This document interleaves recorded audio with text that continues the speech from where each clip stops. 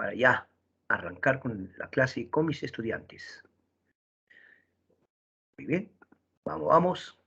Ahí está. Ya estamos dentro, profe. Correcto, correcto. Y hemos empezado entonces. Aún en la República siglo XIX, el primer militarismo, la prosperidad falaz. Profesor, ¿me puede explicar de nuevo por qué eso de prosperidad falaz? ¿Hubo o no hubo prosperidad? Sí, sí hubo prosperidad.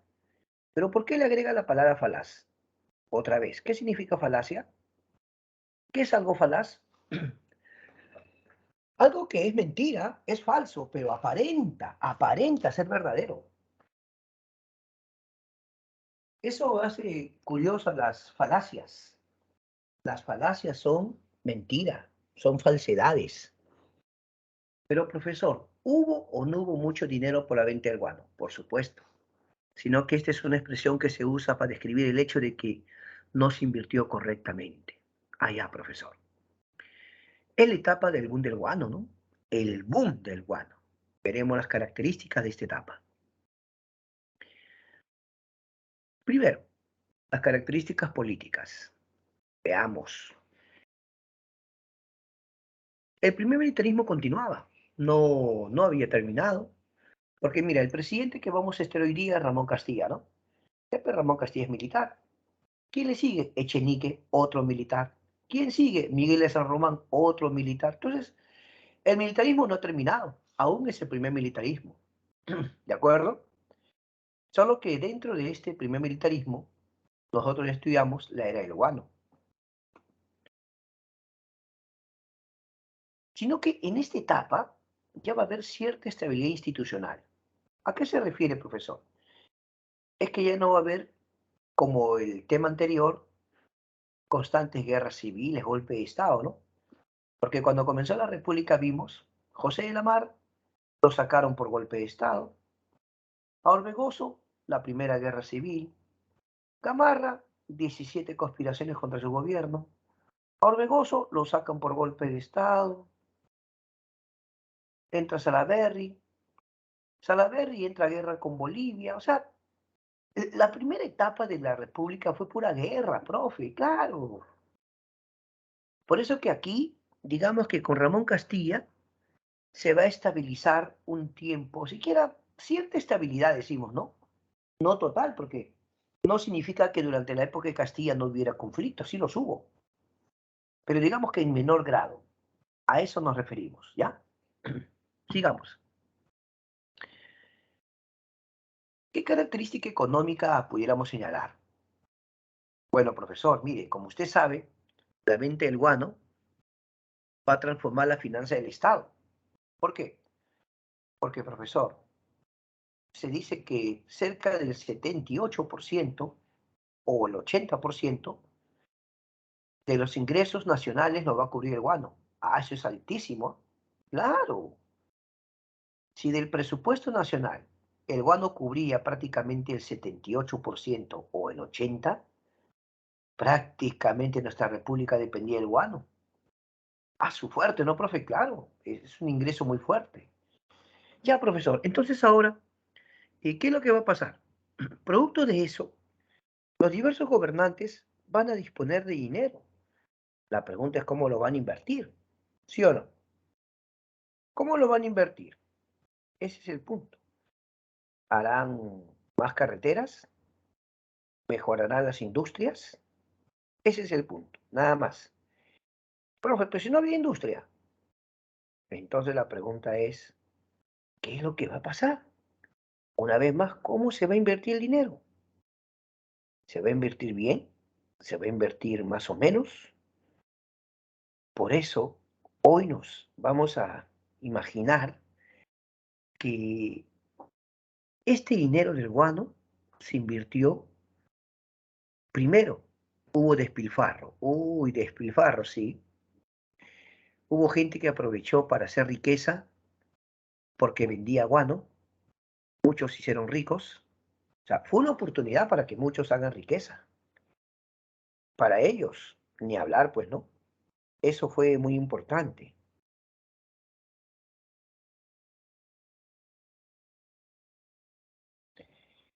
Sin embargo, ahora nos preguntamos, a ver, vamos a pensar, ¿qué hay en cuanto a en qué se gastó más? Ahora sí, esta pregunta debemos detenernos. El dinero del guano se gastó más en obras públicas, por ejemplo, ferrocarriles. ¿Se gastó en hacer industria? No. Lo que más se gastó fue en expandir la burocracia civil y la burocracia militar. ¿Qué entiende usted, profesor, por burocracia civil o militar? Cuando tú dices burocracia, normalmente te refieres a los que trabajan para el Estado, funcionarios administrativos, ¿me entiendes? Muchas personas trabajan en los diferentes ministerios o entidades estatales. Entonces, normalmente estas personas tienen un buen salario, un buen honorario, ¿no? Cobran bien. A veces ganan mucho más de lo que gana un profesional común y corriente. Porque suelen decir que son gente de confianza, gente preparada, ¿no? Vamos a discutir sobre eso. Pero mira, se gastó en expansión de la burocracia civil 29%. O sea, del 100%, el 29% se gastó en la burocracia civil. Y en la burocracia militar, 24,5%. Si sumamos burocracia civil y militar, estamos hablando de cuánto. 53,5% se gastó solo en burocracia, sueldos, honorarios. Inversión en ferrocarriles, 20%. O sea, menos se gastó en ferrocarriles que en burocracia. ¿Puedes creerlo? Pago de transferencia a peruanos, 11,5. Pago de transferencia a extranjeros, 8. Y mira lo que vas a escuchar, ¿ah? Tal vez no me creas. Reducción de la carga tributaria a los pobres, 7%. 7%. O sea que al fin y al cabo los pobres no sintieron esa prosperidad. Esa prosperidad fue para otros, porque se dice que la reducción de la carga tributaria a los pobres fue solo 7%. Entonces, ¿a quién benefició más esa llamada prosperidad falaz? Según lo que estamos estudiando, a la burocracia civil y a la burocracia militar. ¿Estamos de acuerdo? ¿Listo? Continuemos. En lo social se va a eliminar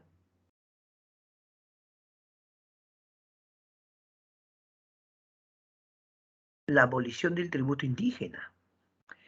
O sea, ¿por qué era necesario eliminar el tributo indígena? Profesor, ese era un tributo desde la colonia, profe, el virreinato. ¿Cómo puede ser posible, profesor, que eso en plena república continuara, profesor? En realidad era hasta discriminatorio, porque a uno le cobraban tributo por ser indígena, profesor. Era discriminatorio. ¿Cómo puede ser eso? Tiene razón. Pero, ¿qué argumentó la república cuando comenzó? Por ejemplo, el gobierno de la Mar, Gamarra, ¿ellos qué argumentaban? ¿Por qué no lo eliminaban? ¿Sabes qué decían? Que el Estado todavía necesitaba esos recursos. Eso decían, que aún no era posible prescindir de esos ingresos. ¿Puedes creerlo? Con el argumento de que el Estado todavía necesitaba esos ingresos, se siguió cobrando el tributo. ¿Pero quiénes pagaban? Precisamente las personas más modestas o más humildes, que son los campesinos. Entonces, una de las medidas sociales es que se va a eliminar el tributo indígena. ¿Estamos de acuerdo? Otra medida, se va a eliminar la esclavitud. Pero tú sabes en qué contexto se dio. Ahí está el gran detalle. ¿En qué contexto se da?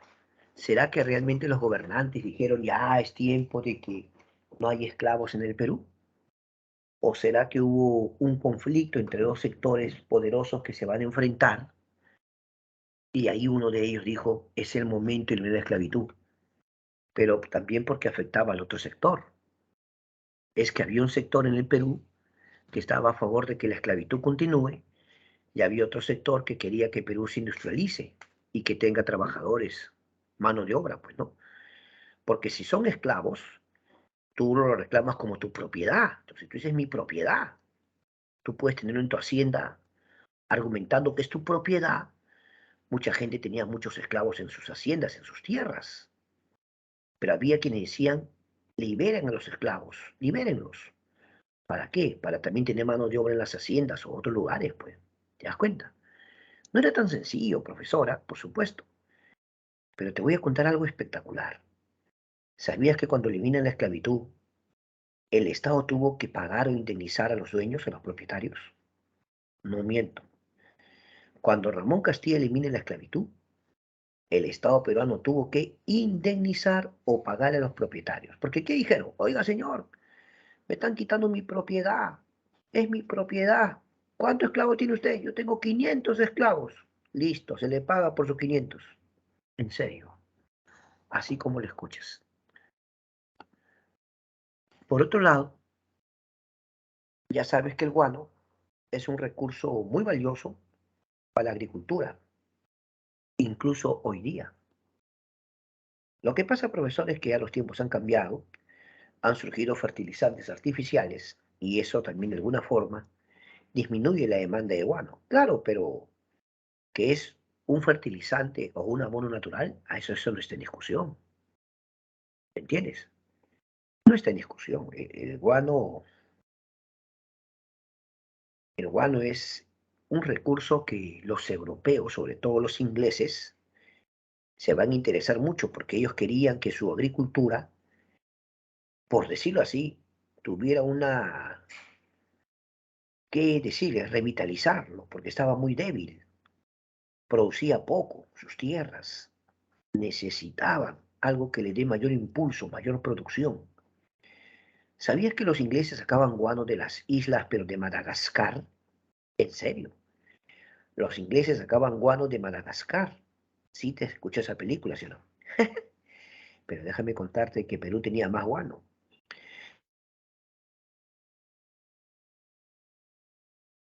Los ingleses, pues ahora si se agota el guano de Madagascar. ¿Usted escuchó hablar de este sabio Alexander von Humboldt? ¿Sí o no? Claro, pues. ¿Sabías que Alexander von Humboldt y un arequipeño llamado Mariano de Rivero Ustaris dieron a conocer el guano del Perú a los ingleses? Lo dieron a conocer. No es que eso tenía que ser llevado pues a Inglaterra, ¿no? Y que vean sus propiedades fertilizantes. Así, señores, el guano se va a convertir en un elemento fundamental. Tremendo para la agricultura, es excelente, pero sobre todo le va a crecer una demanda exterior bien grande, ¿sí o no? Tremenda demanda. Profe, una preguntita. A ver, ¿es verdad que se llama guano porque hay un ave que se llama guanay? Claro, pues el ave, hay un ave llamada guanay. Allá, profe. Pero, profe, hay otra ave que se llama piquero. Claro, y ahí también sacan guano. Ahora, ¿tú te imaginas durante miles de años, se acumuló guano en esas islas? Miles de años. ¿Eh? ¿Te imaginas los millones de toneladas de guano que había? Así que Perú tenía ese recurso, uff, para vender los años que quisiera, pero en serio. Así que era un recurso que, ¿quién iba a imaginar, no? Que nos iban a comprar. O sea, ¿quién iba a imaginar que iba a haber países interesados en esta compra? Pero así pues, como tú podrás notar, se va a dar. Ahora hablemos ya de los gobiernos, ya los diferentes gobiernos de la prosperidad falaz. Primer gobierno, el gobierno de Ramón Castilla, ya, gobernante Ramón Castilla. Ahí lo tiene usted a Ramón Castilla. ¿Sabía que a Ramón Castilla también le decían el soldado de la ley? ¿Sabías que le decían soldado de la ley? ¿Sabes por qué?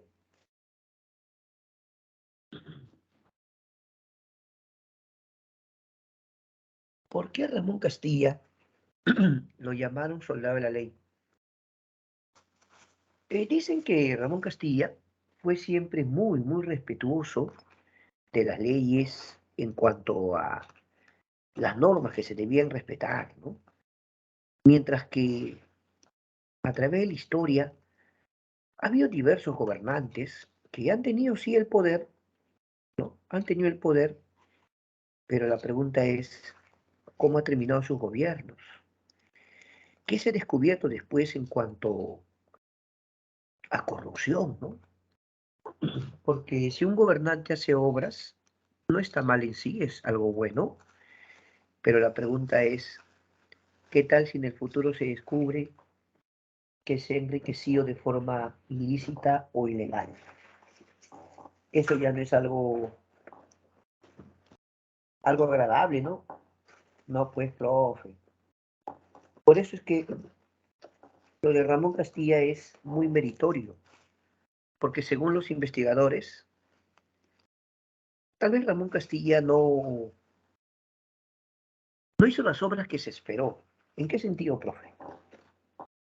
Más de uno dice, si Castilla tuvo tanta plata, ¿por qué no industrializó el Perú?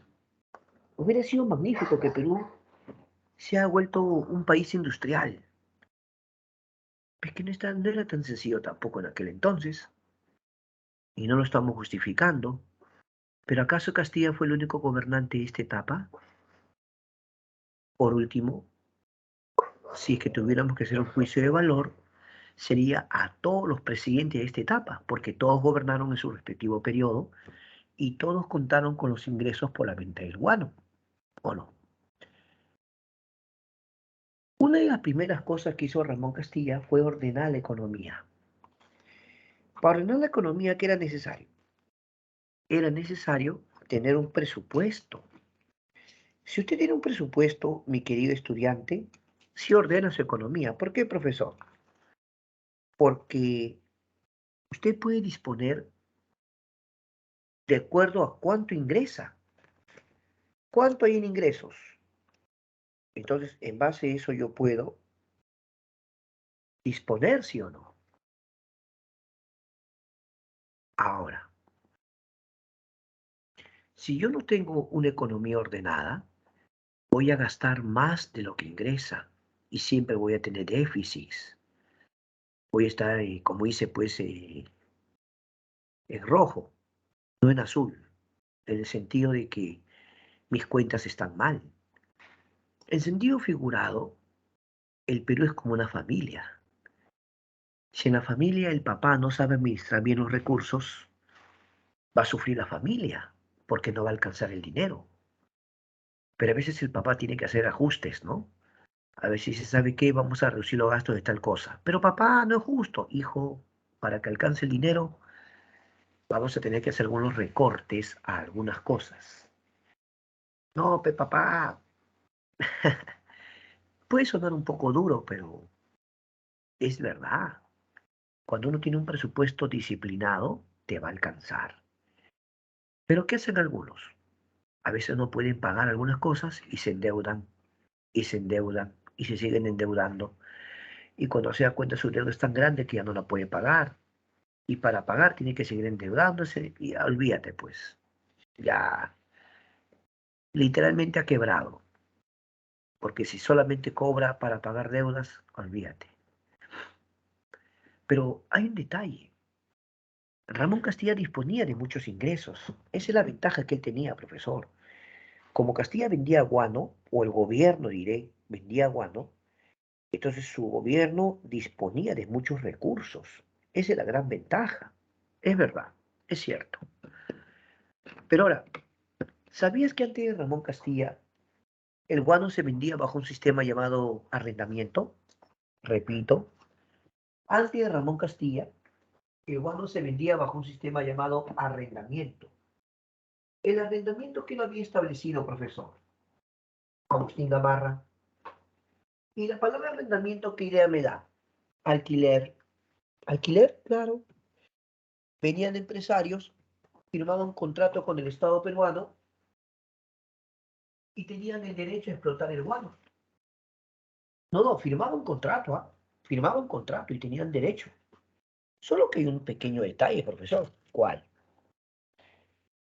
En el sistema de arrendamiento, los que firmaban contrato con el Estado pagaban una renta fija, profe.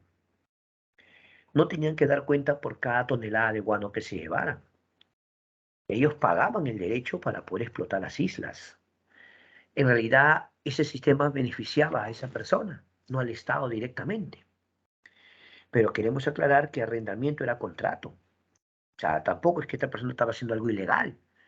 Pagaba por su derecho a explotar las islas guaneras. Pero Ramón Castilla consideró que no, que mejor, mira lo que dijo Castilla, mejor iba a haber un nuevo sistema, consignaciones. ¿Qué son consignaciones o a qué se refieren las consignaciones, profesor? Consignaciones, atención a todos, ¿ah? Consiste en que el Estado le encarga a usted la venta del guano y usted se va a ganar su comisión de venta. Repito, el Estado le encarga a usted la venta, pero usted solo se gana su comisión. Usted no es propietario del guano. Usted solo se va a encargar de venderlo. ¿Me entiende? Entonces, pregunto otra vez para todos. ¿En qué consisten las consignaciones? Es la venta del guano a través de una comisión. Pero ¿sabes cuál es la ventaja de hacer eso, profe? Es que si lo lleva a Europa, hay mucha demanda. Y al haber mucha demanda, lo voy a vender rápido y voy a venir a llevar más. O sea que mis comisiones de venta van a crecer. Sí, pero va a ocurrir algo. ¿Qué cosa, profe? Va a ocurrir que algunos van a hacerse más ricos todavía porque vamos a imaginar que el Estado te decía véndelo a X. ¿De acuerdo? Ya. Cada tonelada lo vendes a X. Listo. Tú ibas y como había bastante demanda lo vendías rapidito, pues, ¿sí o no? Uf, vendías rápido. Regresabas a llevar más guano, ¿no? Ya. Pero tú te habías tentado a subirlo, ¿sí o no? O sea, oye, como hay bastante demanda, en vez de venderlo a X, lo voy a vender a X más 2. Está bien, ya. Mejor X más 3. Ya. No, mejor a 2X. No, no. A 2X lo vendo. No sé si me estás captando. La persona subía el precio y vendía, porque había demanda, pues. Tú has aprendido en tu curso de economía, ¿no? Ley de oferta y demanda, ¿sí o no? Claro. Entonces, el consignatario se va a hacer rico. ¿Por qué? Porque el consignatario había quedado a venderlo a un precio y eso tenía que entregar. Que si lo vendía un poco más, ya esa era su comisión. Pero en serio, pues. Así que se van a hacer ricos, ¿no? Mira, a ver. ¿Qué hay en cuanto ahora a otro punto? La ley de consolidación. Explíqueme eso, profe. Perú era un país que tenía deuda interna y deuda externa. ¿Cómo? Perú tenía deuda interna y deuda externa. Doble deuda, claro. Repito, deuda interna y deuda externa. La deuda externa Perú estaba pagando o procuraba pagar. Y ahora que vendía guano, había plata, profe, claro. Pero también había deuda interna. Para eso es la ley de consolidación. Profe, explíqueme eso de la deuda interna. Claro. Muchas personas en la época de la independencia se habían visto afectadas por la guerra. ¿Cómo así? De repente hubo cierta batalla cerca de tus tierras y justo tu zona de haciendas se quemaron, tu campo de cultivo, todo. Ese es un caso. Otro caso es que el Estado confiscó bienes a nobles para financiar la guerra. Por ejemplo, cuando llegó Simón Bolívar dijo, necesitamos recursos para la guerra, así que hay que confiscar a los nobles. Las cosas de valor como oro o plata se va a confiscar. Claro, se les va a pagar, se les va a indemnizar, pero más adelante. Ahorita todos tienen que colaborar. Y algunos sí, voluntariamente prestaron dinero. Hubo quienes prestaron, con la esperanza que el Estado algún día les devuelva. Y ese momento llegó, pues. Como había dinero por la venta del guano, entonces ahora todo el mundo quería cobrar, ¿sí o no? Todo el mundo quería cobrar. Y Ramón Castilla dijo, señores, no se preocupen, se les va a pagar. ¿Cómo se llama la ley para pagarle a esas personas? Ley de consolidación. Con la ley de consolidación se empezó a pagar a todos esos señores que supuestamente habían prestado. Ah, porque siempre va a haber el que va a buscar aprovecharse elevando las cifras, diciendo que ha perdido sus documentos y que igual tiene que cobrar. Ya te imaginas, ¿no? Todo lo va a ver a quien le va a pagar a su amigo. Bueno, pero una obra que Castilla va a hacer y va a quedar para la historia es el ferrocarril Lima-Callao. Ya, el ferrocarril Lima-Callao. Por otro lado,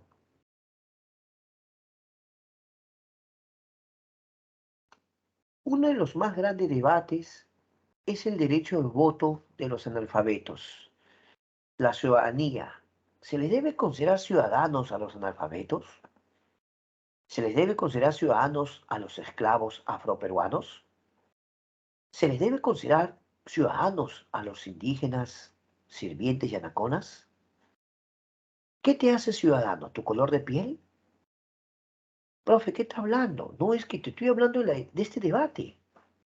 En esta época hubo ese debate. ¿Quién es ciudadano? Profe, lo correcto es que todos los peruanos de nacimiento sean, cuando alcancen la mayoría de edad, ciudadanos. Pero, profe, ¿qué le pasa? Claro, pero en la práctica, estamos hablando en la época de Ramón Castilla. Yo te estoy hablando de esa época. Había dos grupos en el Perú. Un grupo llamado liberales y otro grupo llamado conservadores. ¿Qué decían los liberales? Los liberales decían, señores, todos los peruanos de nacimiento deben ser vistos como iguales. Se les debe tratar con sus derechos. No se les debe discriminar. Sin importar si es indígena, si es afroperuano o si es blanco. Y no debe ser un impedimento, decían ellos, el que alguien sea analfabeto para que pueda votar. Eso no debería ser un factor, ellos dijeron.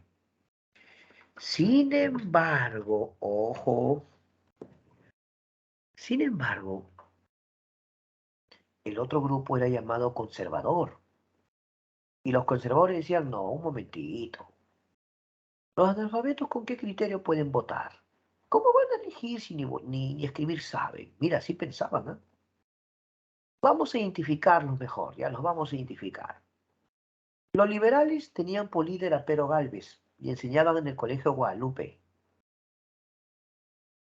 Ellos proponían la llamada soberanía en inteligencia o de la soberanía popular.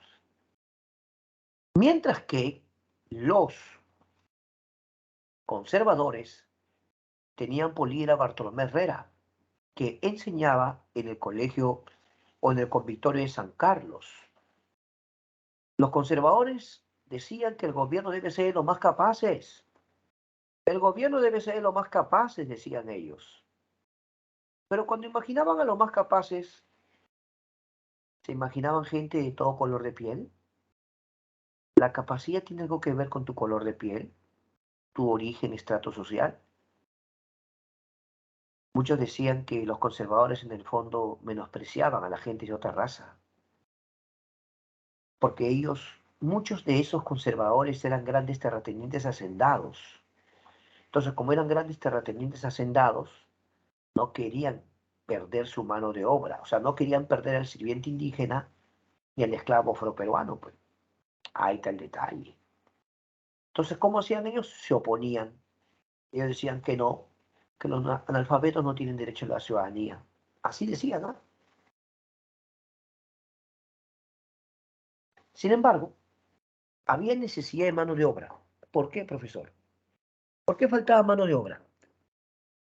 Porque muchos estaban llevando sus trabajadores a las haciendas o a sacar guano en las islas, diré. Como era el mundo del guano, todo el mundo llevaba a sus trabajadores a sacar guano, ¿sí o no? Guano en las islas.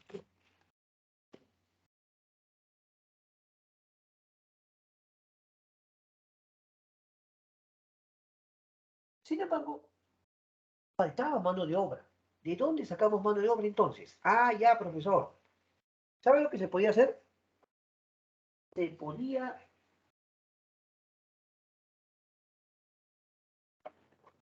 traer chinitos, traer chinitos, traerlos al Perú.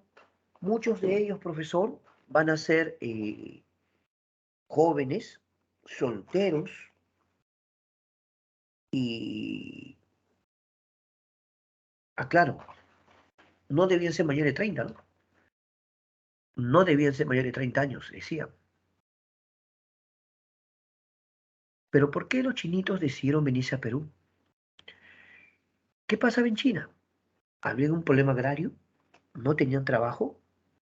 O sea, la pregunta es, ¿por qué los chinitos decidieron venir al Perú? ¿Será que en China no había suficiente trabajo? ¿Será que China estaba atravesando una seria crisis? ¿Un problema agrario? ¿Sabías que los chinitos los trajeron al Perú acá como trabajadores para las haciendas de la costa, pues? Ellos son también llamados coligues, ¿no? Los coligues, los chinitos coligues. Cuando los van a traer al Perú, los van a traer para trabajar, pero no para trabajar 1 año, 2 años, sino bajo contrato. Y ese contrato podía durar varios años. Para comenzar, cuando lo iban a traer, le decían esto, mira, le decía, yo te voy a llevar al Perú, ya, yo te voy a llevar al Perú, y a mí me va a costar, llevarte a Perú es un costo, yo tenía que gastar, o sea, tu pasaje, pues, para llevarte en barco al Perú, ese es un costo que yo voy a cubrir. ¿Estarás tú dispuesto a trabajar para mí varios años? Te puedo dar bajo contrato para que trabajes y así me vas a poder pagar lo que estoy invirtiendo en tu pasaje. Porque para que tú vayas a Perú, yo tengo que gastar, tengo que llevarte. Y si tú deseas, te llevo al Perú, pero vas a tener que trabajar para mí unos 8, 10 años. ¿Qué tanto? ¿Qué opinas? ¿Estás de acuerdo? Muchos chinitos aceptaron, vinieron al Perú. O sea, hubo gente que hizo negocio trayendo chinitos, pues. Los traía y luego los daba bajo contrato. Estas personas van a tener que trabajar años para esas personas. En serio. Qué abusivos, profe. De verdad, lo eran. Sí eran abusivos. Se aprovechaban de la necesidad de las personas, ¿no? Hicieron riqueza trayendo chinitos al Perú. El siguiente gobernante se llama José Rufino Echenique. Repito, el siguiente gobernante se llama José Rufino Echenique. ¿En qué va a consistir su gobierno de Echenique? Veamos. En su gobierno se va a firmar un tratado llamado Herrera da Ponte Ribeiro. Ese tratado va a ser con el Brasil. Y la gran pregunta es ¿para qué se firmó? ¿Para qué se firmó el tratado Herrera da Ponte Ribeiro? Perú y Brasil históricamente comparten el río Amazonas, ¿sí o no? Históricamente, Perú y Brasil han compartido el río Amazonas. Mi pregunta es, ¿en qué va a consistir la firma de este tratado? Ambos países van a estar de acuerdo en tener libre acceso al río Amazonas. ¿Ya? Libre acceso.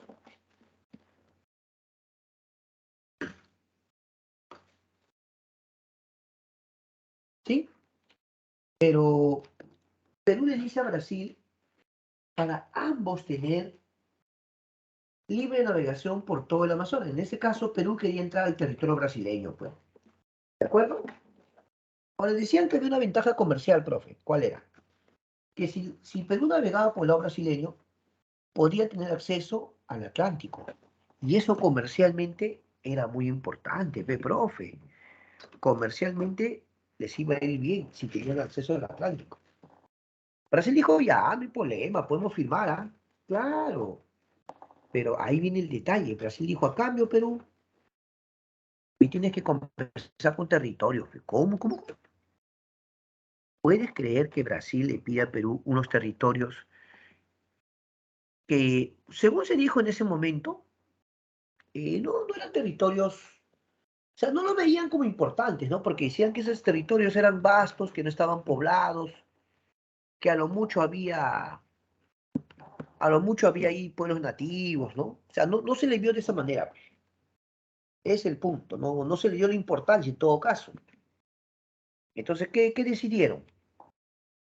¿O qué decidió Chinique? Entregar esas tierras.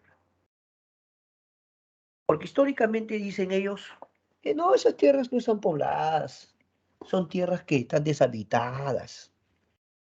Pero más que deshabitadas, es el hecho de que el Estado no se ha preocupado por desarrollarlas con carreteras, invertir, generar empleo, industria, ¿no? No se trata de que esa zona no se desarrolle por sí sola, no se va a desarrollar si el Estado no interviene. En todo caso, el Estado debía generar algunos proyectos, ¿no? Pero ¿cuál fue su argumento de ellos? No, esa zona, decían, esa zona solamente pueblos nativos, así pensaban ellos. Por eso es que Chinique le cedió territorios a Brasil. Claro que hubo críticas, pero en esa época también había congresistas, personas que también tenían una opinión distinta, ¿no? Claro que lo criticaron, pero Echenique contaba con el apoyo de qué sector? Los conservadores, que era un grupo político fuerte. Por eso que Echenique hizo otro planteamiento bien curioso. ¿Sabes qué planteó? Dar una ley de inmigración europea, en la cual propone que vengan europeos al Perú, que se muden, darle facilidades en cuanto a tierras. Su pensamiento era que si venían europeos, mira, así decía, van a desarrollar el Perú, decía. ¿Por qué? Ah, porque tienen otro nivel de educación, tienen otra preparación. Entonces, él da la ley para que vengan migrantes europeos, alemanes y austriacos. ¿A qué sector? A la zona de Posuso y Oxapampa. Ahí van a llegar. Posuso y Oxapampa. Ya van a llegar buena cantidad. Pregunta, a ver, pregunta para ustedes.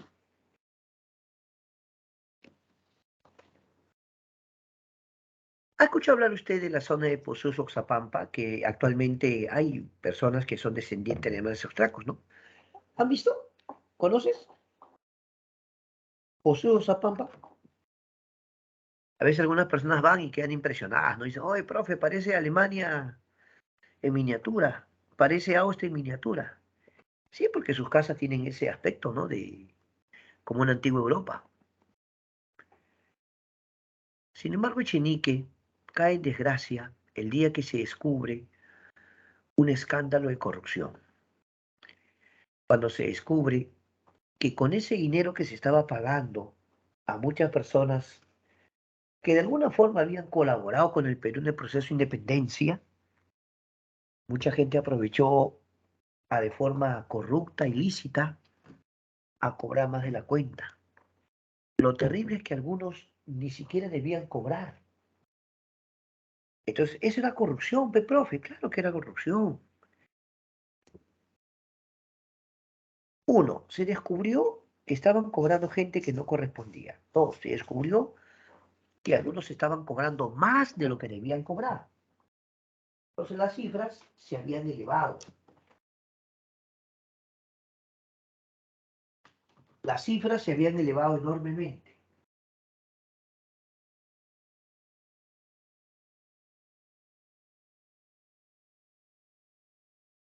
¿Por qué se había elevado tantas las cifras? Esa es la gran pregunta. Se estaba pagando a gente que no debía cobrar y que con documentos falsos, adulterados, estaban cobrando. Un señor llamado Domingo Elías denunció eso. Pero, a propósito, ¿a qué sector político pertenecía Echenique? A los conservadores. Entonces, ¿qué sector es el que se va a poner ahora? ¿Qué sector va a proponer sacarlo del poder a Echenique? Los liberales, profe. Correcto, los liberales. Y entonces lo que va a empezar se va a conocer como la revolución liberal. la Revolución Liberal de 1854, que la va a liderar Ramón Castilla. En ese contexto es que los liberales eliminan el tributo y la esclavitud. No quiero expresarme mal, pero si Castillo hubiera tenido la voluntad de eliminar la esclavitud, ¿por qué no lo hizo en su primer gobierno?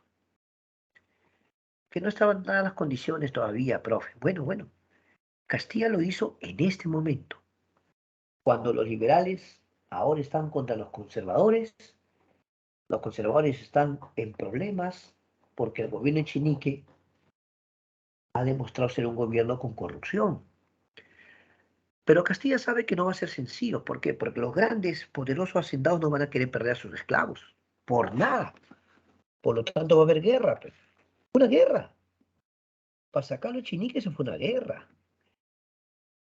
Castilla pelea con Echenique y en una batalla importante, atención, atención, en la batalla de La Palma, Ramón Castilla le gana a Echenique. Repito, en la batalla de La Palma, Castilla le gana a Echenique. La Palma es la batalla decisiva. Por lo tanto, Castilla elimina el tributo y la esclavitud. Seguimos. Y pasamos ya al segundo gobierno de Castilla. Castilla va a aprobar primero una constitución en 1856, que era de tendencia liberal, que va a tener mucha oposición, mucha resistencia. ¿Por qué, profesor? Porque los conservadores decían que esa constitución representa a los liberales, no a los conservadores. O en todo caso, representa solo a un sector del Perú. Por lo tanto, ¿qué empezaron a decir? Empezaron a decir que esa constitución debía ser modificada. Castilla, ante tanta presión, aceptó modificar la constitución. Atención con esto. Castilla acepta modificar la constitución.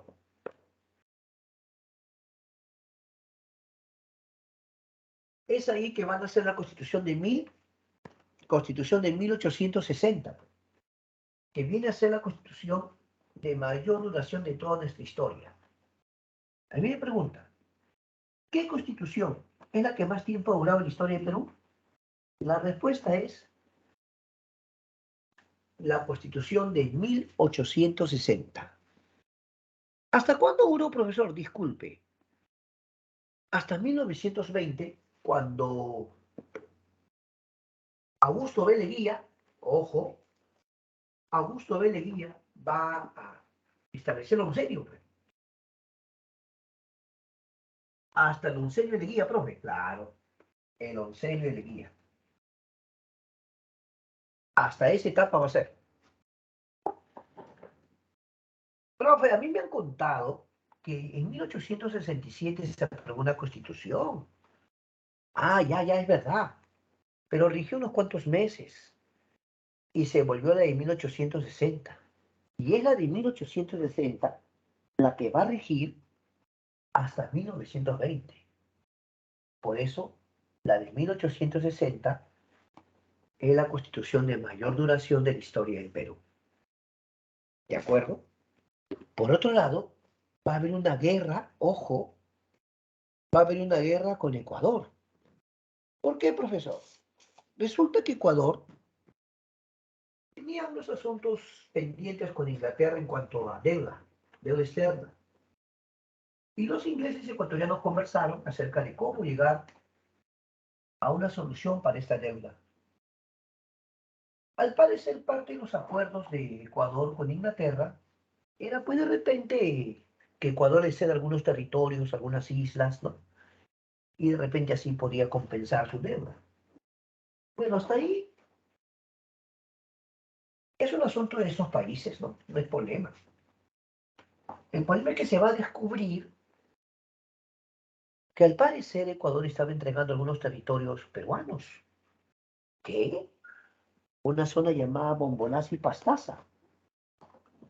Cuando el gobierno de Castilla se enteró, Ramón Castilla ordenó, así como lo escuchas, Ramón Castilla ordenó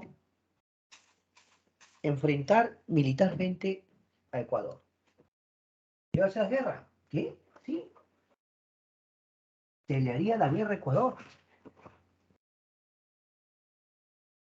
Castilla le pide permiso al Congreso. Y autorizado por el Congreso, Ramón Castilla inicia una guerra contra Ecuador. Guerra que ganó Perú. Guerra que concluye con el Tratado de Mapasingüe. ¿De acuerdo? Repito, la guerra concluye con el Tratado de Mapasingüe. Perú pudo hacer respetar sus territorios. Se aclaró el malentendido, profe, fue un malentendido. Algunos dicen eso, que Ecuador no tuvo intención, que fue un malentendido nada más. Pero bueno, aún así Perú, a través de una guerra, le dejó clarísimo el asunto, ¿no? Malentendido o no, Perú le dejó claro que esos eran sus territorios. ¿De acuerdo? Se firmó el Tratado de Mapasingüe y acabó la guerra. Por otro lado, en el gobierno de Castilla se va a aprobar el alumbrado a gas y agua potable.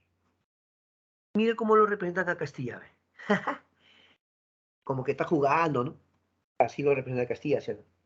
Muy bien. Miguel de San Román va a gobernar poco porque el presidente fallece, establece el sistema métrico decimal, también adopta como nueva moneda el sol, ¿ya? Antes la moneda no se llamaba sol, antes la moneda, ¿cómo se llamaba? A ver, ¿cómo se llamaba la moneda?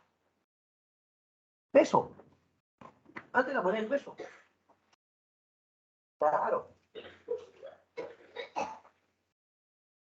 Castilla lo cambia, o Miguel de San Román lo cambió a la moneda denominada sol de oro.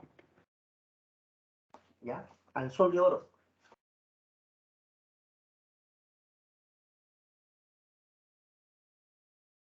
Mira cómo era la moneda antes. Así era la moneda antes. Mira el símbolo, o perdón, la frase. ¿Qué decía la frase? Firmes y feliz por la unión, ¿no? Esa era la frase del Perú antes. Mira, cuando el presidente fallece, un tiempo lo reemplazó un señor llamado Pedro Díaz Canseco, pero a quien le correspondía el señor Pesek. Así que vino el señor Pesek y Pesek tomó el poder.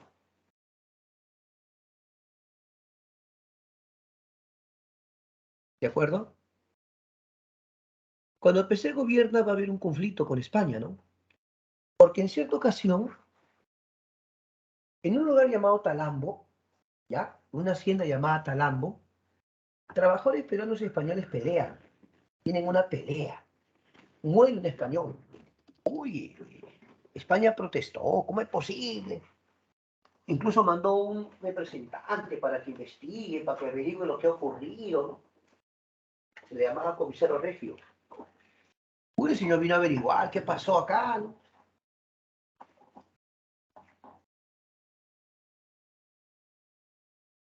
Pero él hizo una aclaración.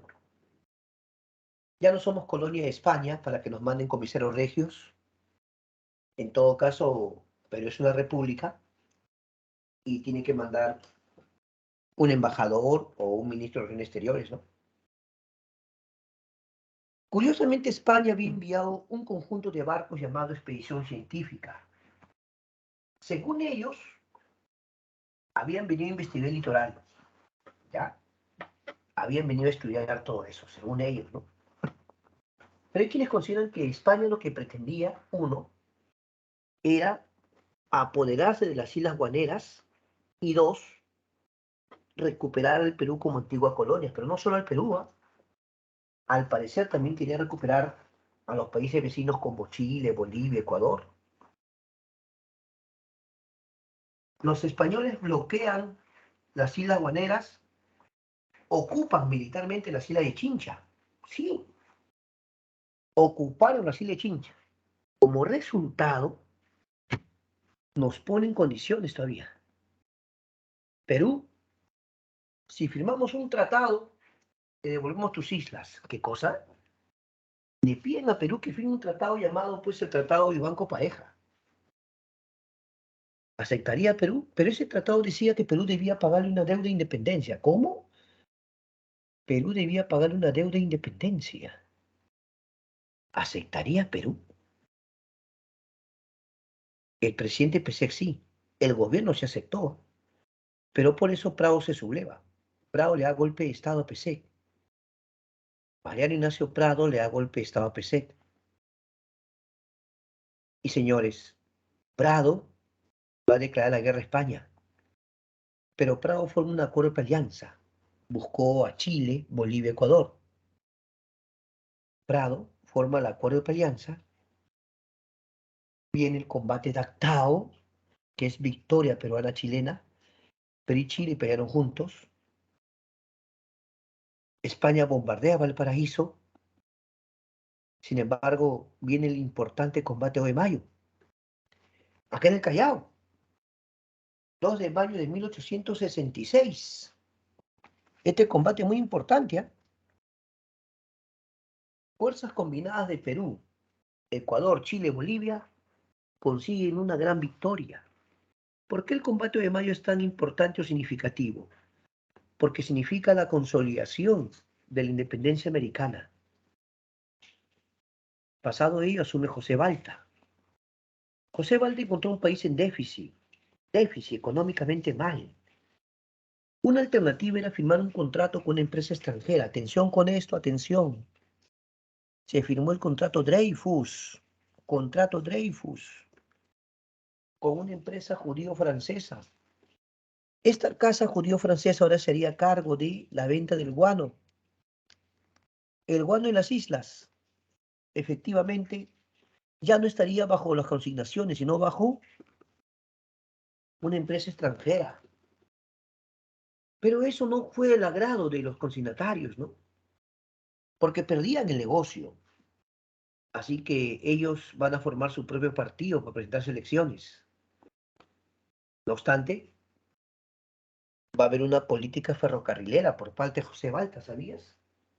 José Balta impulsó bastante la construcción de ferrocarriles. ¿Sí? Con José Balta se impulsa la construcción de ferrocarriles. Incluso trajo a un ingeniero norteamericano llamado Henry Enrique Meigs. Henry Enrique Meigs.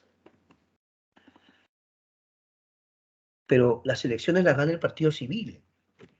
Por primera vez un civil en el poder. Un civil. Manuel Pardo ganó las elecciones. Pero un grupo de jóvenes militares, los hermanos Gutiérrez, se sublevan para impedirlo. Estos jóvenes militares no están de acuerdo con que un civil tome el poder y que los militares ya no. Está no solo en desacuerdo, se sublevan y toman prisionero al presidente Balta y quieren obligarlo a que anule las elecciones. Balta se negó y lo mataron. ¿Qué cosa? Sí, lo mataron a Balta. El pueblo indignado salió a las calles y los Gutiérrez van a ser linchados.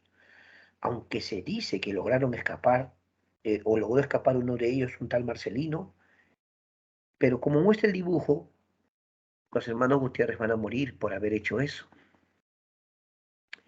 Finalmente, el que ganó las elecciones es Pardo, ¿no? Este es parte del llamado primer civilismo. Dame un segundito, por favor, dame un segundo. Solo un segundo, por favor. A ver, dame un segundo.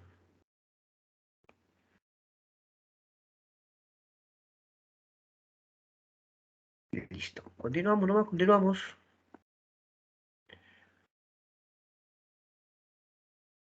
Ahí está. Seguimos nomás, seguimos. El primer civilismo, ¿con quién es? Con Manuel Pardo. Manuel Pardo es el primer presidente civil. Él no era militar. Ellos establecen el estanco del salitre. Eso significa que el único que vende es el Estado. Ya no hay intermediarios. Incluso él ordena la expropiación de la salitrera de Tarapacá. Él ordenó eso. También en su gobierno se crea la Escuela de Ingenieros Civiles, lo que hoy día llamamos UNI. Le encargó la dirección a Eduardo de Havish. Por eso que la avenida Havish, que está por la UNI, ¿sí o no? Eduardo de Havish es el primer director de la UNI. pero Perú había notado que Chile, con apoyo de Inglaterra, se estaba armando. Chile, con apoyo de los ingleses, estaba adquiriendo armamento y todo. De ahí que Perú habló con Argentina y Bolivia. En un principio iba a firmar Perú con Bolivia y Argentina un tratado. A la hora de la verdad, Argentina no firmó y solo firmó Perú y Bolivia. El tratado que debió ser un tratado de tres, al final solo firmó Perú y Bolivia. ¿Por qué no firmó Argentina? La otra semana les voy a dar más detalles, pero por el momento les digo algo. Argentina dijo que aún tenía algunos asuntos pendientes con Bolivia, que primero quería resolver eso. Eso dijo. Sin embargo, también es cierto que Chile estaba negociando con Brasil un posible tratado. Chile con Brasil. Si Chile cerraba un tratado con Brasil, eso a Argentina sí le preocupaba. Algunos dicen que Argentina no quiso correr riesgos, ¿no? Y que Argentina prefirió no firmar. Y al final, ese llamado Tratado Secreto de Mutua Defensa solo lo firma Perú con Bolivia. Ahí nos quedamos. La próxima semana continuamos ya con la Guerra del Pacífico. Así que hasta ahí la teoría. Ahora, quería por favor pedirles que puedan concentrarse en su examen diario. Vamos, jóvenes. Vayan ustedes ahora a buscar su examen, búsquenlo y ya pueden empezar.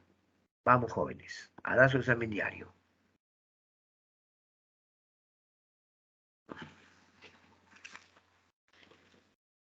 Vamos, vamos.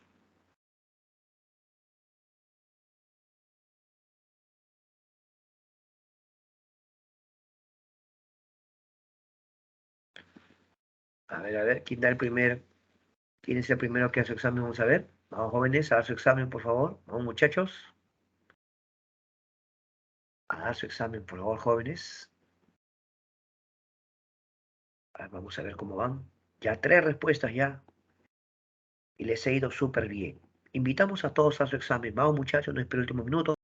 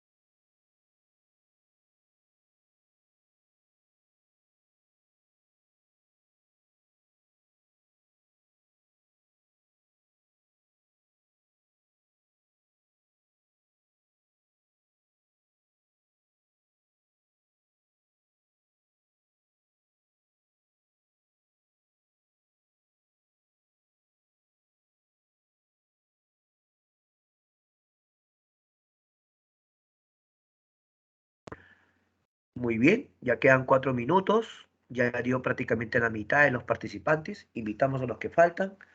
Aún le quedan 4 minutos. Todavía puede dar su examen. Vamos, muchachos, los esperamos.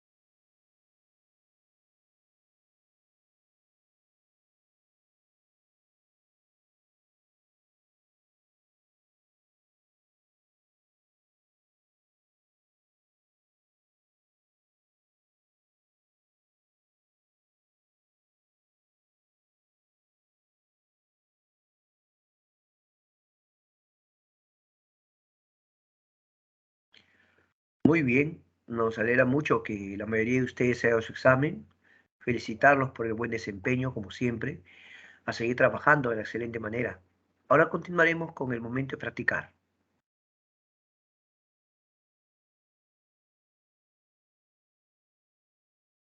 Muy bien, el momento de practicar. Vamos a resolver preguntas, invitándolo siempre a que pueda participar usted, envíe sus respuestas. Momento de practicar. Muy bien. Vamos a la primera pregunta. Sobre el primer gobierno de Ramón Castilla, indique aspectos importantes. A ver, por favor, vamos, vamos. A resolver, a resolver.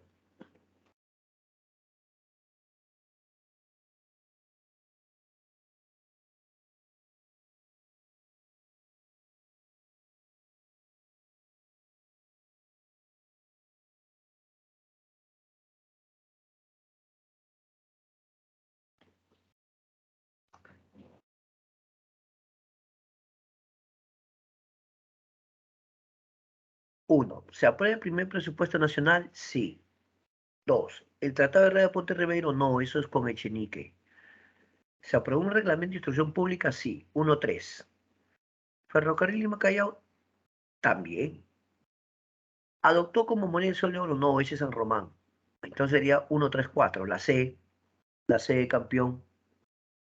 Pregunta 2. Vamos, vamos. Pregunta 2.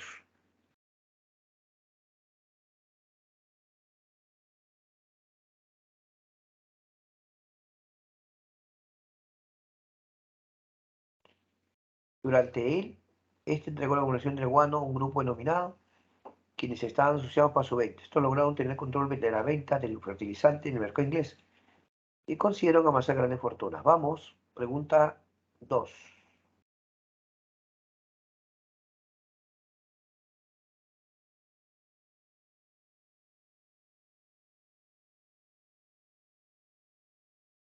Obviamente los consignatarios, pues sí o no. Primer gobierno de Castilla, consignatario, la D, doctor, la D, doctor. Pregunta 3. Vamos a la 3. Durante todo el siglo XIX, la mayor parte de la población nacional seguía siendo campesina indígena. Los trabajadores de la minería eran operarios que vivían en los centros mineros de la sierra. En la costa se hablaba de una escasez de brazos y la población serrana no tenía prestar servicios laborales en esa parte del país. La solución para encontrar una fuerza laboral consistente fue, a ver, ¿qué hicieron? Como faltaba mano de obra en la costa, ¿qué trajeron? Acuérdenme. Como faltaba mano de obra, trajeron a los inmigrantes chinos o colíes. La B de bueno. Los inmigrantes chinos o colíes. La B de bueno. 4. Sobre el gobierno de José Rufino Echenique, señales son verdaderas o falsas las siguientes proposiciones. ¿Se produce el incidente en la isla Lobos? Sí hubo ciertos problemas porque querían estas islas guaneras, ¿no? Bueno, hubo problemas con Bolivia por el problema de moneda feble.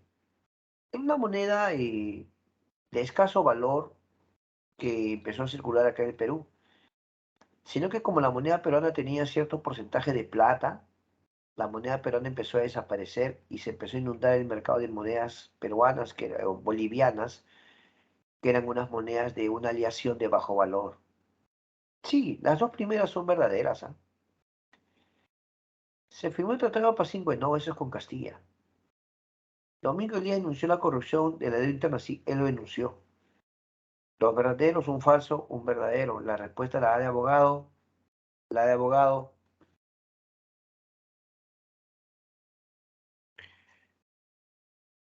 5. La siguiente imagen forma parte de la caricatura política del siglo XIX. De ella podemos afirmar que durante el gobierno de Ramón Castilla C.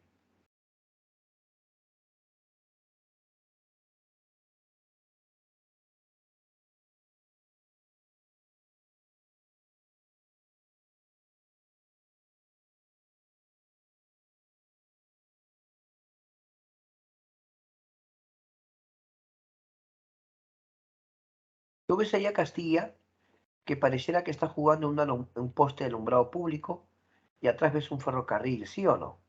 Entonces, la respuesta es la A. Invirtieron los recursos del Estado en obras públicas. ¿Sí o no? Está hablando de Ramón Castilla, pues. La respuesta es la A. 6. Selección de obras o hechos del gobierno de Juan Antonio PC. A ver, de Juan Antonio PC.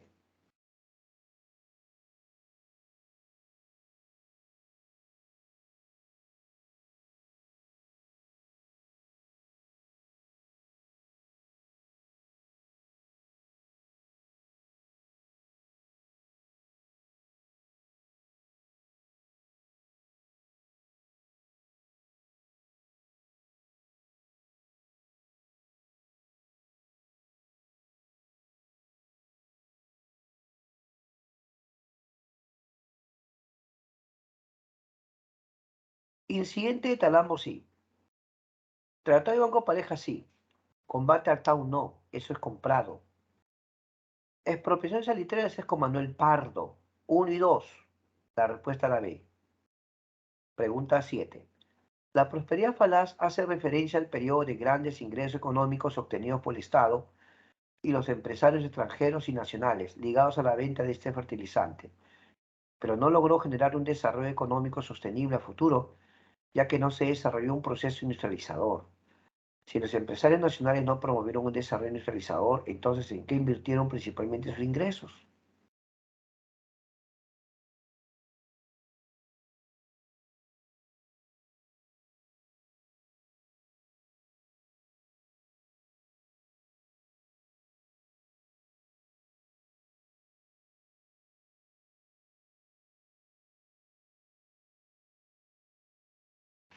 Lo correcto es ver que van a invertir su dinero en tecnificar sus haciendas y van a fundar bancos, pues. Ellos no estaban preocupados en desarrollar el país, no. Sus propias haciendas las tecnificaron y fundaron bancos. La respuesta es la A, 7A. 8. Relacione correctamente los gobiernos con los hechos ligados al periodo de la prosperidad falaz. Veamos. 1. Ramón Castilla, inmigración china. 1B de bueno. Rufino Echenique, escándalo de la deuda interna, ¿sí o no? 2D. 2D. 3. Miguel de San Román, cambio de moneda sol de oro. 3C. 4. Juan Antonio PC, mi banco pareja. La letra A, ¿verdad? ¿Estamos de acuerdo? Letra A. ¿Sí? Ya. Letra A. 9. Durante el gobierno de José Balta se citaron hechos violentos tras la elección del primer presidente civil de la historia republicana, Manuel Párez Lavalle, líder del Partido Civil. Los militares iban a perder el poder político que habían monopolizado desde los inicios de la República. La siguiente imagen representa el final de militares rebeldes que acabaron con la vida de Balta. A este hecho se conoce como, vamos,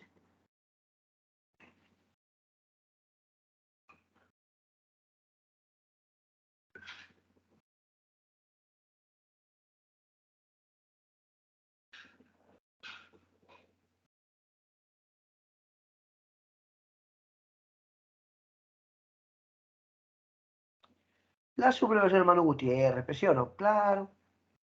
Sublevación de los hermanos Gutiérrez, la D. Y la última ya, para que te consagres, la 10, la 10, la 10.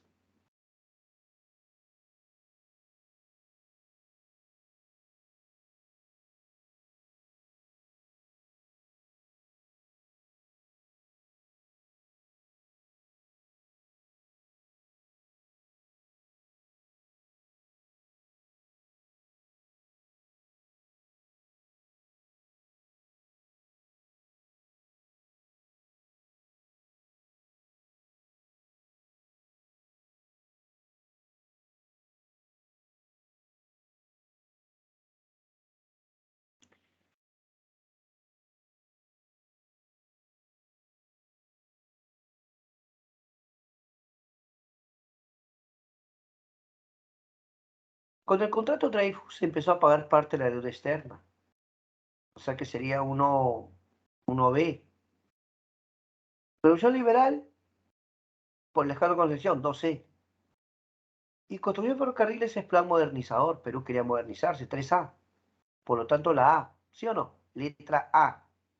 Ya está, ya. Letra A. Muy bien. Ahora, vamos. A partir de ese momento, el momento de preguntar.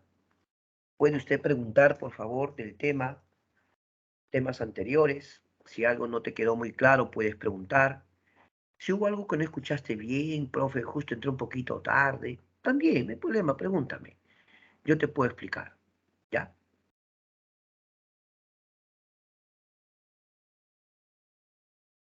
Claro, esta es una observación muy buena que hace Jefferson. Jefferson, voy a leer tu comentario. Jefferson Secana dice, sin la revolución industrial en Europa, posiblemente no se hubiera llegado a tal prosperidad. Es correcto, porque demandaban recursos. Es cierto, no se puede negar eso. Además, Perú tuvo una prosperidad en base a un recurso que no era, en todo caso, una exportación de un material elaborado o transformado, ¿no? Perú no estaba transformando riqueza, estaba solamente vendiendo las materias primas, ¿no? Tiene sentido lo que comentas, Jefferson. Muchas gracias.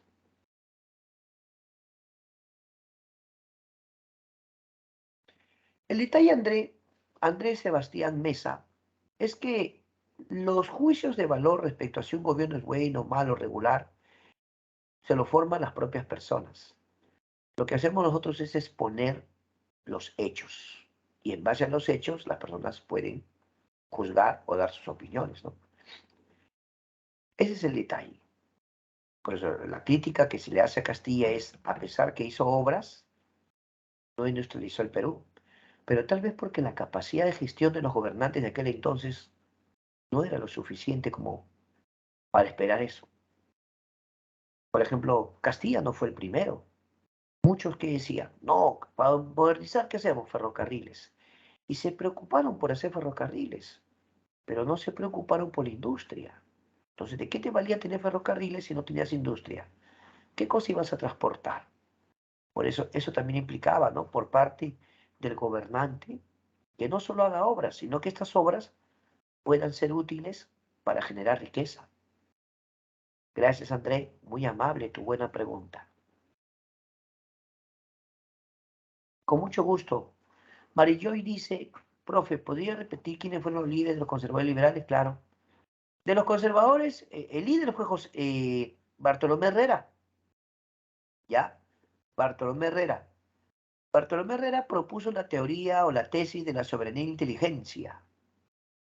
Bartolomé Herrera, que era líder de los conservadores, enseñaba en el colegio con Victoria de San Carlos y decía que el gobierno debe ser lo más capaces. El gobierno debe ser lo más capaces, decía, ¿no? Los liberales tenían por líder a Pedro Gálvez, que era el director del Colegio Guadalupe. El Colegio Guadalupe proponía la soberanía popular, ¿ya?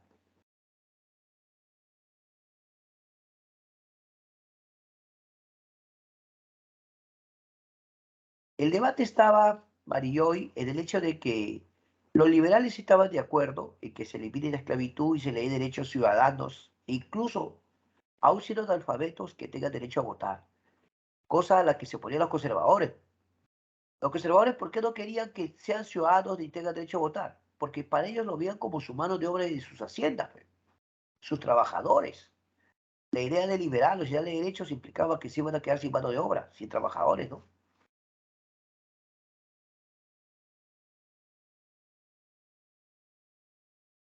No te olvides, Ariana, que los ingleses estaban en un proceso de colonialismo, el famoso imperialismo colonial.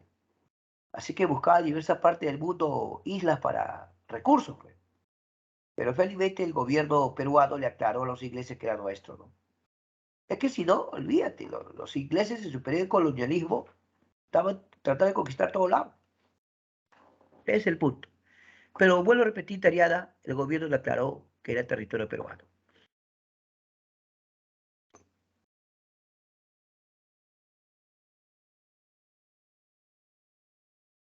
Darwin, Manuel Prado o Pardo,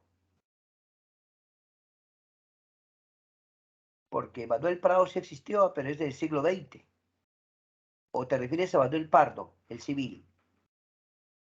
Aclárame, Darwin, por favor. Debe ser Manuel Pardo, ¿no?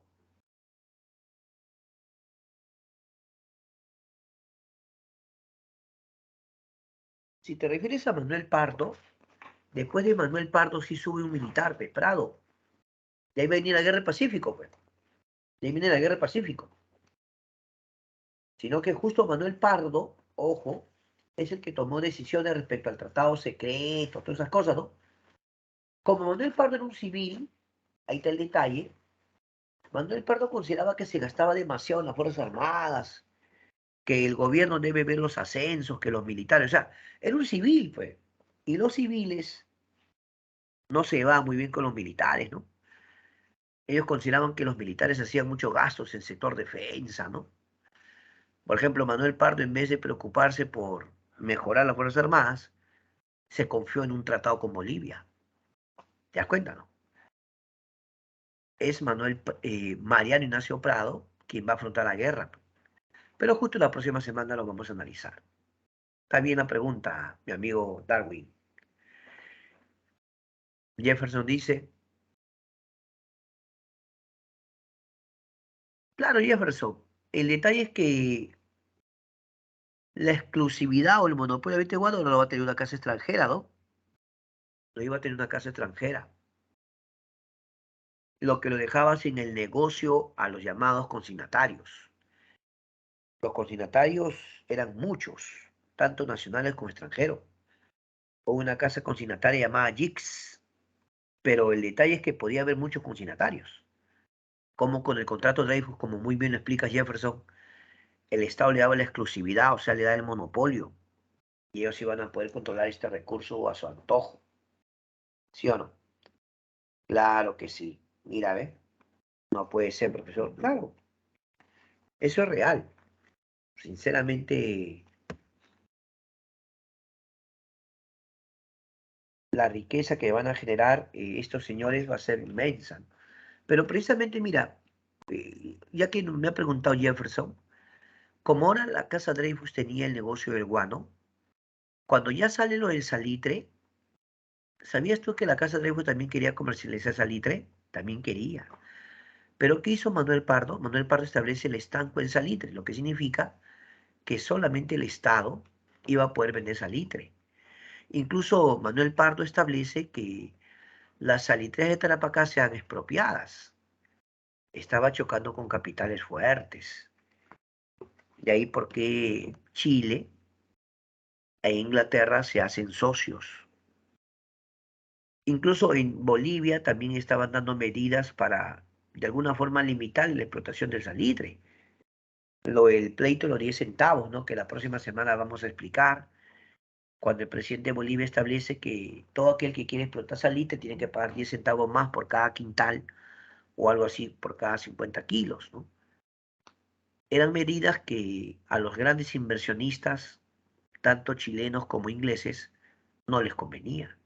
Por ejemplo, el hecho de que acá en el Perú se establezca el estanco de salitre es algo que no les va a convenir. ¿Por qué? Porque si el Estado es el único vendedor y quita a los intermediarios, se le acabó el negocio a ellos. Por eso es que estas decisiones van a tener repercusiones futuras. Dharma Castro pregunta, ¿cuál es la razón por la que Prado le da golpe a PSEC? Es que PSEC había firmado el Tratado de Banco Pareja, un tratado que Perú aceptaba pagar deuda de independencia e indemnizar a los barcos españoles que habían tomado las Islas Guaneras.